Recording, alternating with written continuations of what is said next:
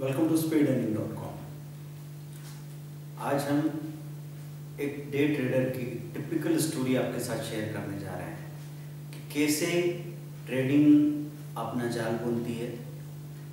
Actually trader ही जाल बुनता है और उस जाल में ट्रेडर खुद ही फंस जाता है, जैसे मकड़ी अपने जाल में फंसी हुई नजर आती है।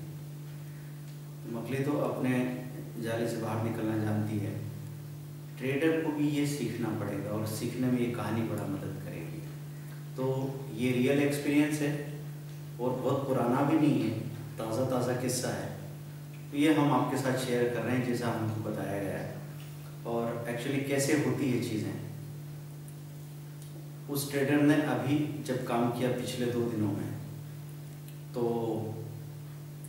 HDL का एक कॉल ले लिया, कॉल पुट का कॉम्बिनेशन बना लिया। अब उस कॉल पुट के कॉम्बिनेशन में ये सोचा था कि आज शाम तक निकल जाएंगे। बाजार अचानक पलट गया और वो कॉल गिर गया। 1 रुपये पुट में 50 पैसे ही मिल रहा था, तो 3-1 हज़ार रुपये का नुकसान दिखने लगा।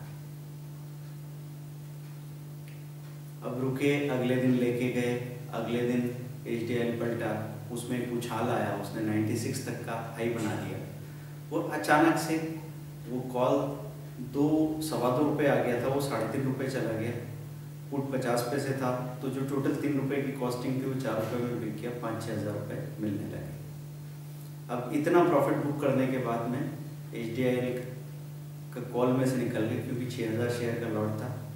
बड़ा खतरनाक लगता है ऊपर नीचे होता है, तो उससे निकल के और वहाँ पे 500 शेयर HDL के ले लिए। अब HDL के शेयर क्यों लिए? क्योंकि स्टडी कर रखा था कि हाँ ये चार्ट में एक ब्रेकआउट हुआ है और यहाँ से ये 110-112 तक अब सीधा जा सकता है और इसका हाई तो बहुत ऊंचा है। तो अभी जिस तरीके से चलना शुरू किया है, जैसे स्ट्रेंथ दिखा रहा है, उस हिसाब से इसमें मौके मिल जाएंगे। बाजार और गिरेगा इस बात की संभावना नहीं थी, लेकिन बाजार आगे भी गिरने लगा। अब बाजार गिरने लगा तो HDL की वजह से फिर से एंगेज होकर स्टडी करने लगे। उसका चार्ट देखा तो साथ में दूसरी चीज़ों का चार्ट देखने पहुंच गए।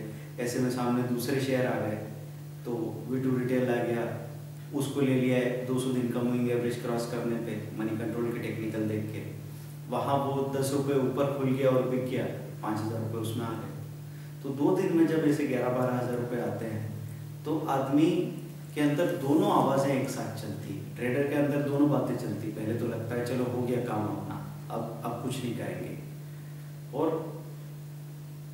अगले दिन जब स्क्रीन पे पहुंचते हैं कुछ करने के लिए, तो आप चीज़ें देखने लग जाएंगे। आपको फिर वहाँ पे टेक्निकल ब्रेकआउट देखने लग जाएंगे, फिर से 200 दिन का ब्रेकआउट, किस चीज़ ने अपना एवरेज 200 दिन का मूविंग एवरेज ब्रेक किया है, क्रॉस किया है। और फिर आपको वेल्थ का वॉल्यूम स्क्रीनर देखने गए, अचानक वहाँ पता लगा कि यार ये शेयर तो नीचे से ऊपर जाने लगा और वॉल्यूम इसमें हमेशा 50,000 का होता था, अब 6 लाख का वॉल्यूम दिख रहा है, हाई के करीब खड़ा है। और वहाँ उसके हाई के ऊपर बाइंग लगा दी, एकदम उसने हाई तोड़ा, भागने लगा, तो मन किया 200 शेयर और ले ली। ऐसे करके 3 शेयर BTST में आज फिर लेके चलती गई। 3 दिन हो गए हैं, अब BTST में 3 शेयर लेके गए हैं, आज चौथा दिन है। अब चौथे दिन में क्या होगा कि जैसे जैसे आपको प्रॉफिट मिलता जाता है, वैसे वैसे आपकी क्वेश्चन, सावधानी का लेवल कम होता जाएगा और लापरवाही का या ओवर कॉन्फिडेंस का लेवल बढ़ता चला जाएगा। अब सुबह बाजार खुला, बाजार खुलने के बाद आपको लगा कि यार निफ्टी गिरते गिरते 7780 के लेवल पे आ गई है, यहाँ से हमेशा पलटती है, तो यहाँ पे निफ्टी खरीदनी चाहिए। निफ्टी का फ्यूचर ले लिया, निफ्टी का फ्यूचर लिया, वो एकदम से नीचे दिखा, 5-6 पॉइंट नीचे आया, 300-400 रुपये माइनस दिखने लगे, तो एकदम घबराहट हुई, तो साथ में पुट भी ले लिया। अब निफ्टी नीचे जा रही है, पुट थोड़ा ऊपर जा रहा है। निफ्टी में 10 रुपये लग रहे हैं तो पुट में 5-6 रुपये मिल रहे हैं, फिर भी आप माइनस में, MTM तो माइनस में चल रहा है। तो उस वक्त दिमाग कर रहा है कि चलो बस इसको थोड़ा सा कवर करके निकलते हैं, और क्या पता निफ्टी यहाँ से पलट जाए। यहाँ डरेंगे तो कैसे काम चलेगा। अब लेवल भी क्रूशियल है, ऐसा लग रहा है कि यहाँ से पलटी तो निफ्टी सीधी 100 पॉइंट ऊपर भी जा सकती है, और हमेशा हम ये लेवल चूक जाते हैं, इसलिए अभी हम रुके रहेंगे। अब बार बार थोड़ा ऊपर जाएगी निफ्टी, फिर नीचे आएगी, स्टॉप लॉस लगा दिया उसमें, स्टॉप लॉस के इतने करीब आ जाती 2-3 पॉइंट तक कि एकदम आपको लगता है कि गया। लेकिन नहीं, स्टॉप लॉस हिट नहीं होता, वापस पलट के जाती है एकदम से अपना एक जो लेवल था 7801 पे खरीदा था और ये 7823 तक पहुंच जाती है। 7823 तक पहुंचने पे आपने नहीं बेचा, 17-18 हो गया, आप सोच रहे हैं, उस वक्त पुट नीचे चला गया और आपका जो डिफरेंस दिख रहा है वो थोड़ा ही दिख रहा है, 300-400 रुपये का प्लस हो गया। चलो आप हैप्पी हो, आपको लग रहा है चलो माइनस से प्लस तो आ गए, लेकिन उस वक्त ये भी लग रहा है कि आप जिस तरीके से ऊपर आया फिर से हाई तोड़ा तो आप निफ्टी भागी और आप वहाँ पे रुक गए, आपने प्रॉफिट बुक नहीं किया और फिर धीरे से आप देख रहे हैं कि निफ्टी भी 10 पॉइंट नीचे आ गई, 7810 तक आ गई और पुट भी गिर के 6-7 पॉइंट 8 पॉइंट गिर गया है। जो प्रॉफिट आपको 500 रुपये दिख रहा था वो मुश्किल से 150-200 रुपये दिखने लगा है। अब निफ्टी में एसएल लगा दिया और आपको अब दूसरी चीज़ें अट्रैक्ट करने लगी कि अब ये लॉस कहीं से कवर करें तो निकल जाते हैं। फिर पहुंच गए वे2 वेल्थ के वॉल्यूम स्क्रीनर पे, क्योंकि उसका तो चस्का लगा ही हुआ है, तो GSCL देखा, उसमें बहुत बड़ा वॉल्यूम आ रहा है, वहाँ पे हमने 200 शेयर के हाई के ऊपर बाइंग लगा दी। उसने हाई तोड़ा और हाई तोड़ते ही पता नहीं कब उसने 1-2 रुपये का हाई ऊपर बनाया और कब लुढ़क गया, क्योंकि इस तरह की चीज़ों में बिल्कुल मौका नहीं मिलता, बहुत तेज़ी से आपको निकलना होता है और आपका ध्यान कहीं हो रहा है तो ये हो जाने की संभावनाएं बहुत बढ़ जाती है। फिर पीडीलाइट ने भागना शुरू कर दिया, साथ में साइबरटेक एक शेयर था वो अच्छा खड़ा था, उसका भी वॉल्यूम ऐसा था तो ऐसा लगा कि चलो उसमें ये नीचे आ गया।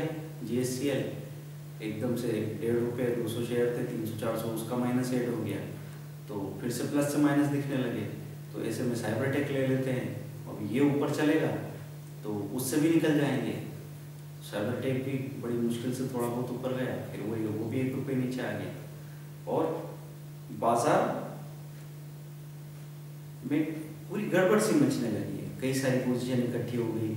अब आप उठ गए, लंच का टाइम हो गया, खाना वाना खाया, थोड़ा शांत हो गए, लग रहा है चलो ठीक है, चीज़ें तो अपन ने अच्छी उठाई है, आज नहीं तो कल परसों तो ऊपर भी की जाएगी, तय हो गया कि अब इनको होगा तो छोड़ भी देंगे। बाजार अब बहुत तेज़ी से गिरने लगा, गिरते गिरते अचानक शॉर्ट कवरिंग आई, फिर से बाजार ने प्लस आने की कोशिश की तो कुछ स्टॉक आपको नज़र आ गए कि चलो ये पीडीलाइट भाग रहा है, जस्ट डायल भाग रहा है, थोड़े थोड़े शेयर आपने ले लिए, वो एकदम ऐसा भागे 5-5, 6-6 रुपये के, आप फिर से जोश में आ गए। ऐसे एक ट्रेडर का दिमाग पूरा काम करता है कि आप कई बार ये तय कर लेते हो कि बस अब ज़्यादा नहीं, कुछ नहीं, छोड़ दिया, फिर कोई प्रॉफिट आ जाता है, फिर आप लग जाते हो। तो उस जोश के साथ में आपको लगा कि 400-500 रुपये फिर प्लस हो गए और इतने में रिलायंस इंफ्रा कॉल ले लिया 9 रुपये 70 पैसे पे। 9 रुपये 70 पैसे से एकदम बाजार ने थोड़ा मूवमेंट दिखाया, 10 रुपये 60 पैसे हो गया हो, तो उसके 1000 रुपये प्लस होने की वजह से एकदम से आपको 900 रुपये टोटल MTM में दिखने लगे और आपने सोचा चलो मैं निकल जाता हूँ। लेकिन GSCL जो आपने 57-58 पे खड़ा था, इतने में वो एकदम 55 चला गया।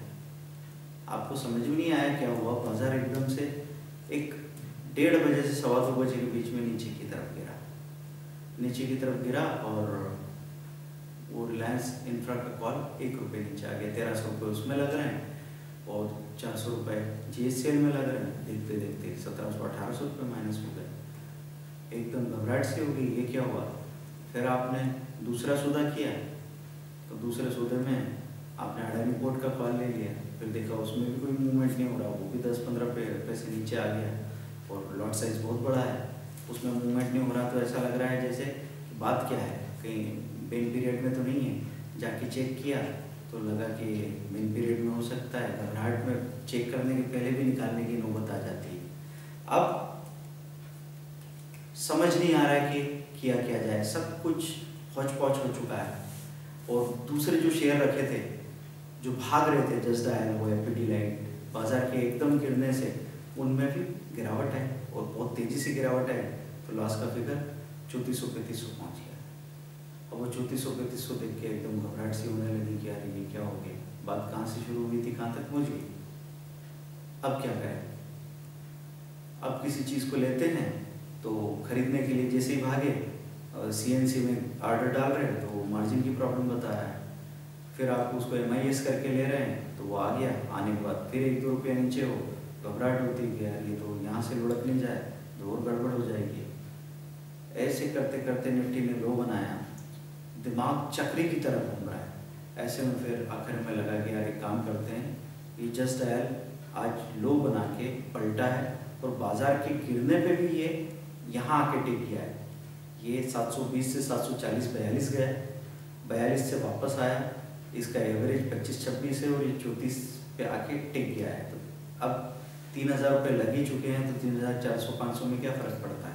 400 रुपये का स्टॉप लॉस लिया, 200 शेयर ले लिए और दिमाग घूम रहा था, स्क्रीन छोड़ के जाके सो गए। 15-20 मिनट के लिए बस लेट गए आंखें बंद करके। वापस आए 15-20 मिनट बाद तो देखा कि बाज़ार में तो थोड़ी सी रिकवरी आई होगी, लेकिन जस्ट डायल भागा हो 760 रुपये आ चुका है। तो वो 200 शेयर में ही सीधा 4-4.5 हज़ार रुपये आ रहे थे, तो सीधा एंट्री में 3-3.5 हज़ार रुपये दिखने लगा। जान बची तो लाखों पाए, लूट के भी तो घर को आए। खुश हुए, चलो सब कुछ ठीक रहा। लेकिन किसी भी तरह उटपटांग काम करके जब काम आपके कंट्रोल से बाहर चला जाए तो मत समझिए कि आपका काम सही हुआ और फिर से ये गलती दोहराएं तो आपसे बड़ा बुद्धू इंसान कोई नहीं। क्योंकि बाजार एक बार मौका देता है और इस तरह का एहसास देता है कि सब कुछ यहाँ चलता है, सब प्रॉब्लम आके चली जाती है। लेकिन दूसरी बार अगर आप वो गलती दोहराएंगे तो प्रॉब्लम इतनी बड़ी हो जाएगी कि फिर वो दलदल की तरह आप उसमें धंसते जाएंगे, बाहर कभी नहीं निकल पाएंगे। तो जब भी आप कुछ गलत करें और आपको वापस बचने का, बाहर निकलने का मौका मिले तो गड़बड़ नहीं करना।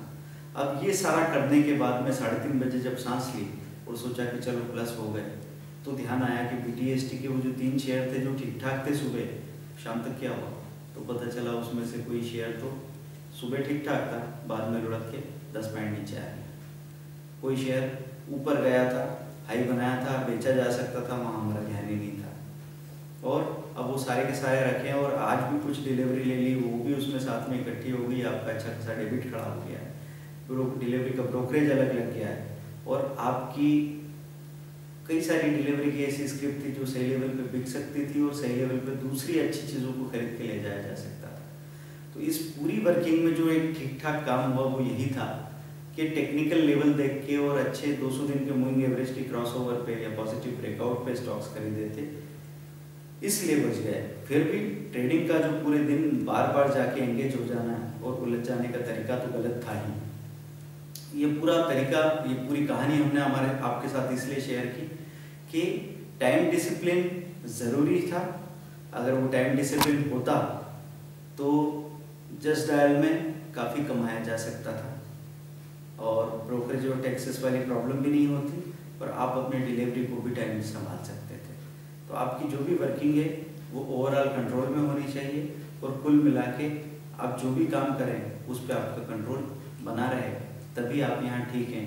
नहीं तो ये तो छोटी सी 30-40 पॉइंट की गिरावट थी, अगर यहाँ 150 पॉइंट की गिरावट होती तो पता नहीं कितना बड़ा नुकसान हो जाता। तो ट्रेडर्स आप ध्यान दीजिए कि हमेशा होश में रह के काम करें और स्टडी ऐसे करो कि डिलीवरी उठानी है। आज बिक जाए तो इंट्राडे का प्रॉफिट बुक करके बाहर आ जाओ और डिलीवरी ऐसे उठाओ कि इंट्राडे में भी अगर खतरा दिख रहा हो तो अपनी क्वांटिटी आधी कर लो, वापस भागने लगेगा या नीचे चला जाएगा, दोनों केसेस में आप पैसा आपके हाथ में, फिर से आप खरीद पाएंगे। तो कभी इस तरह की मानसिकता मत बनाइए, इस तरह की जड़ता मत लाइए अपने अंदर कि आप कोई चीज़ 160 पे खरीदते हैं फिर ये सोचते हैं कि चलो 150 पे जाके वापस तो 160 आएगा ही सही, तो तब तक देख लेंगे। अगर ऐसा करने को आप राजी हैं, 20 रुपये 10 रुपये नीचे जाना, 10 रुपये ऊपर आना, इतना तकलीफ झेल सकते हैं, तो आप 2 रुपये नीचे जाने पे आधा कर दो क्वांटिटी को और नीचे जाने पे आप 1.5 गुना क्वांटिटी फिर से खरीद लो। देखना आपको 54-55 भी अच्छा प्रॉफिट हो जाएगा, 60 पे तो आप निकलने की नौबत में आ जाएंगे। तो जब आप 60 से 50 होने देते हैं और बाद में जब वो 3 दिन तक 54 भी क्रॉस नहीं करता, 55 भी क्रॉस नहीं करता, तो आपका जितना भी ये गर्मी थी कम होने लगती और अल्टीमेटली आप 58 या 60 तक, ज़्यादा हुआ तो 62 तक, 62 तक निकल जाते हैं। और 2 दिन बाद वो चीज़ 75 चली जाती है। इसलिए आपके छोटे छोटे निर्णय से आपके बड़े बड़े निर्णय प्रभावित होते हैं। Thank you very much, bye.